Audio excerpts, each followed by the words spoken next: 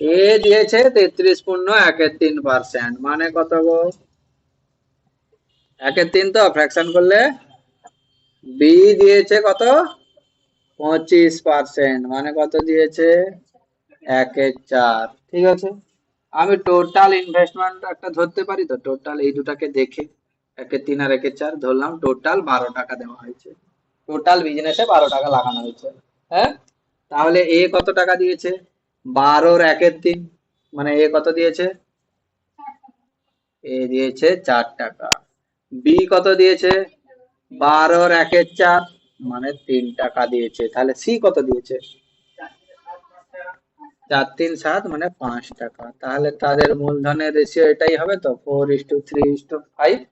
হ্যাঁ, বোঝা গেছে এতদূর মমিতা, বাচ্চা, শুভদীপ? ওকে, এবারে আসছে কি, কি বলেছে? If the total profit at the end of the years হচ্ছে এত, তাহলে এর শেয়ার কত হবে? বের করো। এর শেয়ার, 4 এর গুণিতক, 4 এর গুণিতক তো শূন্য আছে, মানে সবগুলাই হবে, তাই তো? তাহলে আমাকে করতে হবে।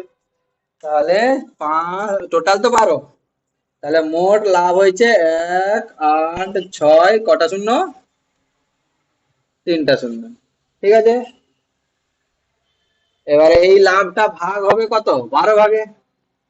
12 ভাগে ভাগ হলো, তার মধ্যে এ কত পাবে? 4 ভাগ, গুণিতক 4। 4 3 12, 3 6 18, 3 2 6, 62-র পরে 3টা শূন্য।